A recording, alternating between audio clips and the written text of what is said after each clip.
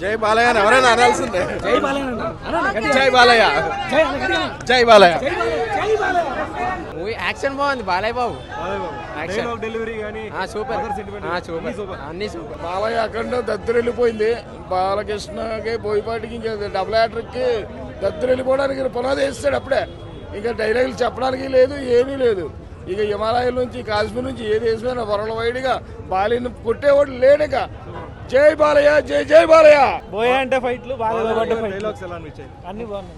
ముఖ్యంగా హిందూ మతం గురించి బాగా చెప్పారు కదా, చాలా బాగా చెప్పారు. బాలయ్య బాబు నిజంగా తాండవం చేశాడు ఈ రోజు. ఏం నచ్చింది సార్ సినిమాలో? సినిమా బీజిఎం కానీ డైరెక్షన్ కానీ చాలా బాగుందండి. సినిమా హిందూ మతం గురించి ఏం చెప్పారు?